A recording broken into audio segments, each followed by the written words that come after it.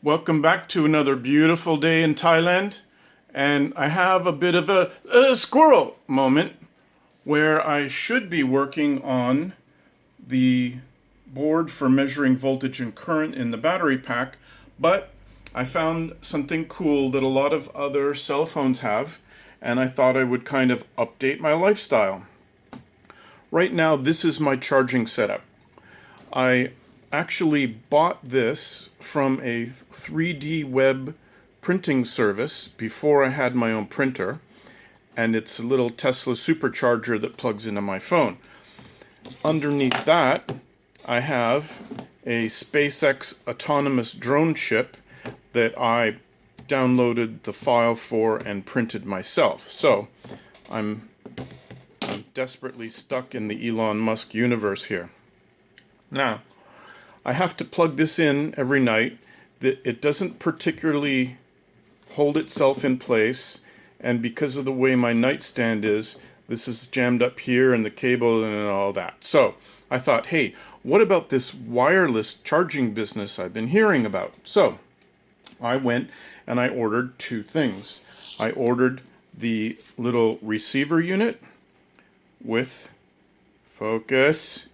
with the USB micro plug on it, and the charger base station. They're based off the Qi standard, I believe. So let me get this set up in the phone and I'll show you how it works. Okay, here's the receiver. It's plugged into my USB jack, and it's sitting sandwiched inside the protective cover for my phone. Now the cover just barely hangs on because the receiver is very, very thin when I can't focus on it, but it has a non-zero thickness, so it should be okay. Now this particular device, and I'll leave a link to Amazon on here. Don't talk to me about Amazon shipping to Thailand. The first one of these is stuck in a warehouse somewhere in the planet. Nobody knows where it is.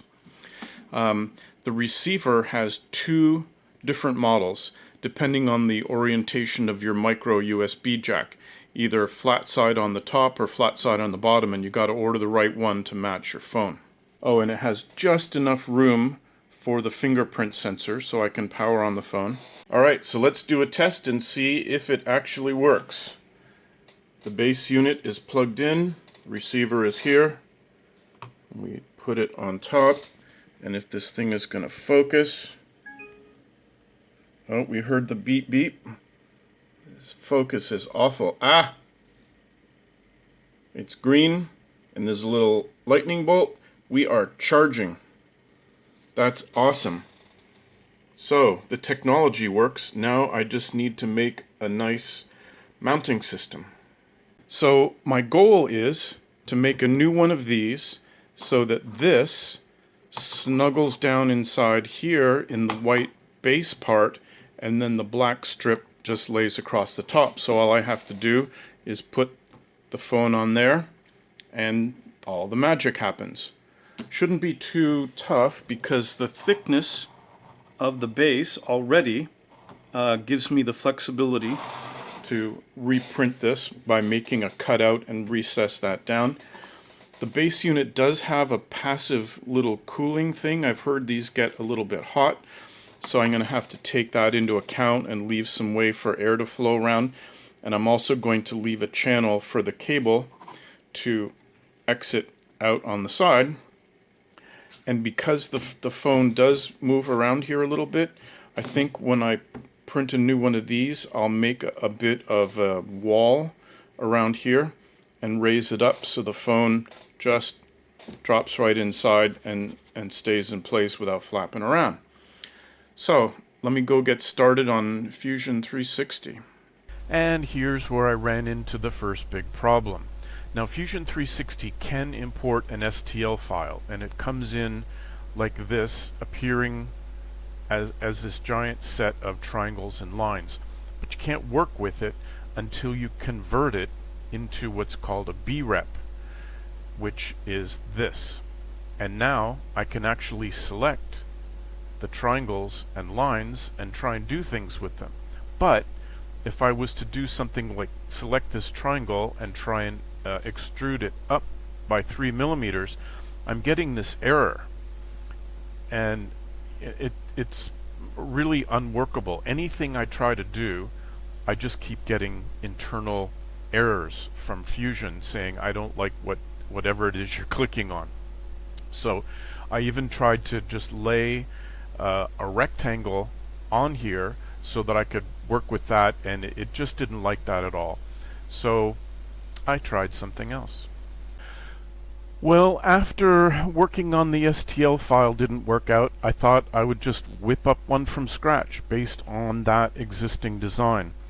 Now I've taken a little bit of artistic license with some of these boxes for equipment on the outside, but I've retained the overall shape with the wall, and I have the reinforcing ribs along the outside edge, but as you can see, the main focal point is this recessed area that the charger should fit directly into. And for cable management, there's enough of a space here for the external part of the power plug, and it's designed to have for the little charging plug to come up from underneath, up through this slot into the charger, and then you lay it in place. And if we look underneath, this is the diagonal slot where you stick the connector, and once it's in, then you pressure fit the cable into that little cutout, and everything should be pretty good. So now all I need to do is print out a really rough print, fast as possible, to check for only for fitting. And you can see how that turned out right here.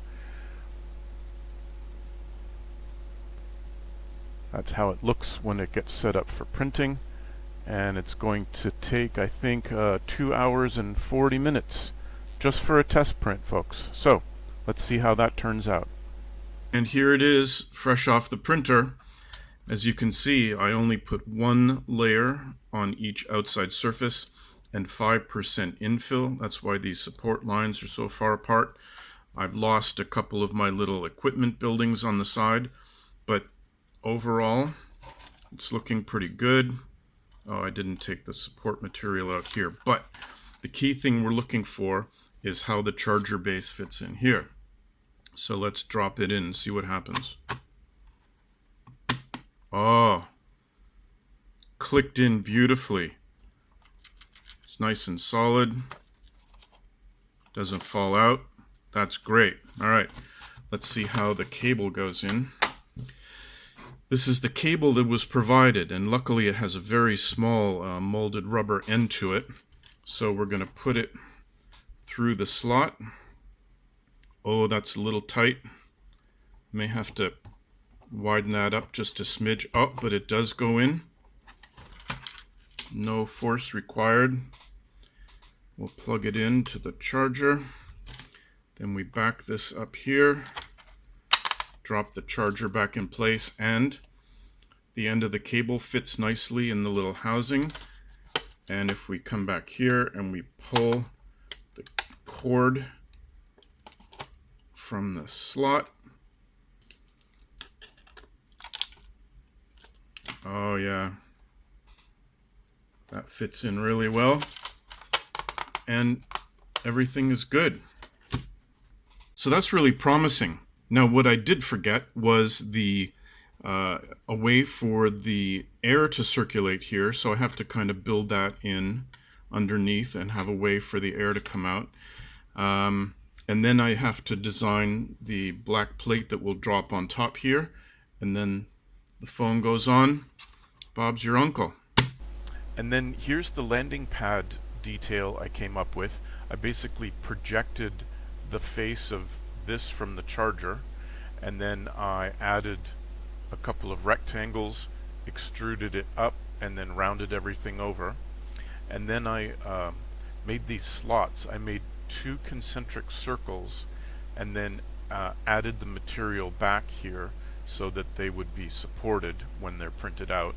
And then I loaded in an SVG file of the SpaceX logo and used that as a stencil and pushed the material out here. and we'll see how good that looks when it prints out. Okay, and after a quick print, it looks pretty good. The SpaceX logo came out incredibly good. I love that. One issue is it's just a little bit too big. It fits in if I give it a nudge, but there's no point for this to be too tight because I'm going to glue it down with some like paper glue that'll just enough to hold it in place, and that'll be fine. I can adjust the shrinkage factor. The other issue is the little camera cradle here is not quite right.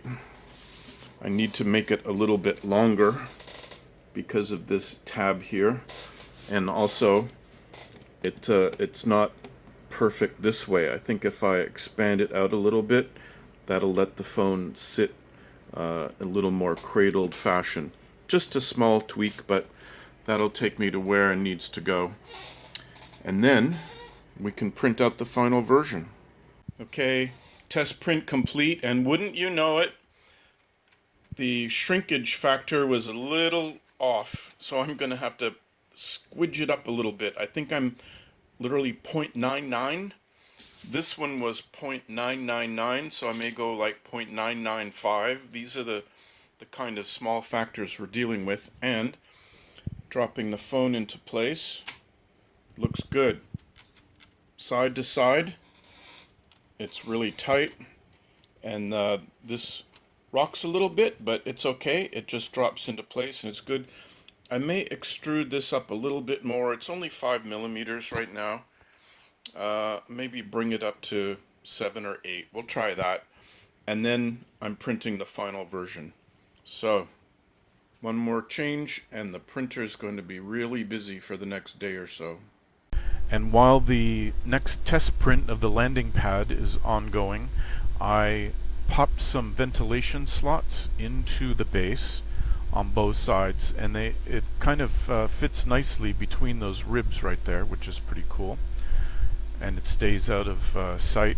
And then I added these two pads. They're 2.5 millimeters high, and they're meant to hold the charging base up a little bit so the air can circulate through this way, and everything should fit pretty well. So if the new landing pad print fits nicely into the test I have for this, then I'm going to do a final print of both of them, and hopefully everything will fit together.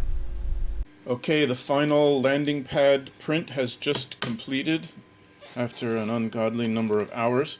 Good news and bad news. Good news, it snaps in beautifully.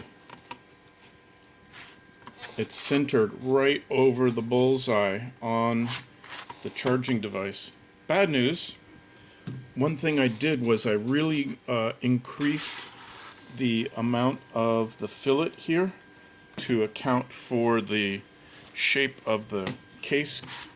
But what that did is on the end, this end is good, but I have a conflict again with the little metal tab. So I'm just gonna like cut that part out with an X-Acto knife, and this should just fit in nicely enough that it just drops into place without any trouble. The base is now printing. This is going to take something like 11 hours, so we'll see how it looks in the morning when I wake up.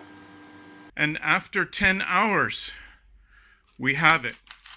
And trust me, the world of 3D printing is not glamorous. It takes many tools to try and get this thing off the print platter. I feel like Rich Rebuilds with my kitchen knife trying to pry this thing off. So let's get it cleaned up and see how everything fits together. Okay, here we are. The print came out beautifully. Even at the medium resolution and not high resolution, everything is really sharp and smooth and flat. Just a little bit of an effect here on the ribs, but that's the kind of the stair-step effect when you're doing this, and I don't think that can be avoided currently with my technology. So Let's see how it fits. Now remember, I added these little platforms here to raise it up and let the air flow through. So that drops in. Oh. What is up with that? Somehow, this managed to get a little wider, which is weird because I didn't think I changed anything there. That looks to be about 3 millimeters wider than it was before. All right. Let's put the power plug in. Flat side up. That goes in there, that goes in there. That goes, snugs in there. That'll help that a little bit. Now, yeah, that's being held up because that's not completely seated in the slot. That's fine. Now we'll put this in. Oh, that snaps in beautifully with a little bit of glue stick holding that in place. That'll be good. Now, let me try and put the phone on. Okay, I'm back recording with the tablet, and we'll put the phone down. We have bing bong, focus. We have green, we have lightning bolt, and everything is working. Focus. Okay, I'm happy. Phone's nice and secure. The unit is secure. Everything's good.